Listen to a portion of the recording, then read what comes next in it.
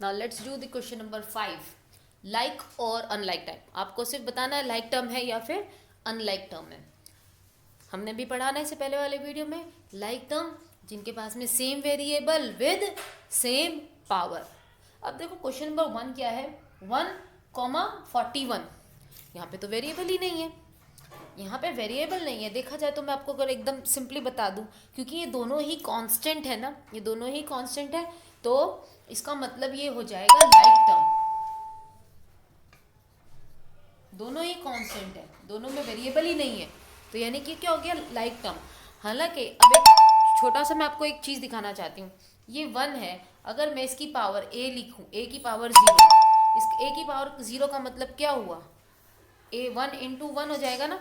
So that means अगर मैं a की पावर 0 लिखूँ और यहाँ पे 41 a की पावर फिर 0 लिखूँ, अल्टीमेटली मुझे क्या मिल रहा है, देखो दोनों की वेरिएबल सेम है, सेम पावर है ना, इसीलिए हम इसे लाइक टर्म लिखेंगे। हमें a की पावर या x की पावर 0 लिखने की ज़रूरत नहीं है, as it is a constant term, both are constant term, so it's a like term.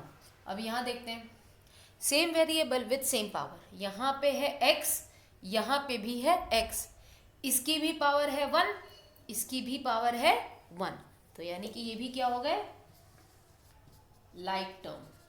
अब यहाँ आ जाओ, सिर्फ हमें वेरिएबल देखना है, यहाँ पे है x, यहाँ पे भी x, यहाँ पे x की पावर 1, यहाँ पे भी x की पावर 1। चलो z की पावर 1, z की पावर 2, वेरिएबल तो सेम है लेकिन पावर कैसी है, डिफरेंट है, तो इसीलिए ये क्या हो गया, unlike term.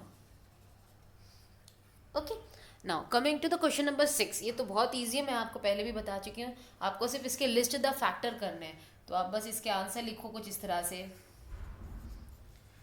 Factors of 5y X square is equals to, बस कुछ नहीं करना है, 5 into Y into X square, that's it, काफ़ी है। और इस एक्स स्क्वेयर को आप x इंटू एक्स लिखोगे तो भी चलेगा। ओके, इसी तरह से करने लिस्ट द फैक्टर्स में। Let's come to the question number 7 now, express as power. ये इस तरह के क्वेश्चन तो हम लास्ट टाइम भी कर चुके थे। देखो 1/3 कितने बार आ रहा है, 2 टाइम आ रहा है, तो इसको हम कैसे लिखेंगे, 1/3 रेज टू पावर 2 टाइम आ रहा है, मल्टीप्लाई, यहाँ पे 1 की पावर 1/2 सिर्फ 1 टाइम आ रहा है, तो इसको हम 1/2 एज इट इज़ लिख देते हैं एक बारी। फिर उसके बाद में मल्टीप्लिकेशन में कितने, देखो l कितने टाइम आ रहा है, 1 2 3, सो दैट मीन्स l की पावर 3। अब m कितनी बार आ रहा है, 1 2 3 4 5, दैट मीन्स m की पावर 5, दैट्स इट। वेरिएबल्स के बीच में मल्टीप्लिकेशन का साइन लिखने की ज़रूरत नहीं है, बिकॉज बाय डिफ़ॉल्ट अंडरस्टूड है ये कि वो आपस में मल्टीप्लाई हो रहे हैं। ठीक है, आपको सिर्फ क्या करना है, देखने हैं कि कितनी बार कोई टर्म रिपीट हो रहा है, उसकी पावर उतनी ही आपको मेंशन कर देनी है। So this was your question number 7। Do rest of the questions and now will discuss the last question of this exercise, that is question number 8। So here is question number 7, last question, that is 8. You have to identify the degree of the algebraic expression. सिर्फ आपको mention करना है degree of algebraic expression. The first is minus x raised to power 4 y raised to power 0. क्या होगी degree of algebraic expression, it is the highest power of the algebraic expression. और अगर 2 variables एक साथ आ जाए तब उनकी पावर्स को ऐड करके चेक करना है। तो अब देखो यहाँ पे 2 पावर्स आ गई है, तो 4 और 0 को ऐड कर देंगे, तो 4 और 0 कितने हो जाएंगे, 4 + 0 4, so that means the degree of algebraic expressions is 4। Let's come to this, 3x + 5y² - 3z²।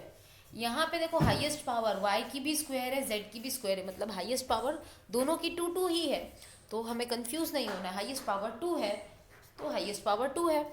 Okay,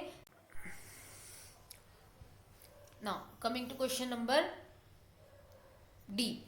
अब यहाँ पे हम जब चेक करेंगे, यहाँ पे a की पावर 4 है, यहाँ पे b² c⁻5 d e⁻3, यहाँ तो 4 है। अब हमें इसकी पावर देखनी, क्योंकि 4 वेरिएबल्स आ गए, तो क्या करना है, जब एक से ज़्यादा वेरिएबल हो तो उनकी पावर ऐड करके भी हमें चेक करना होगा।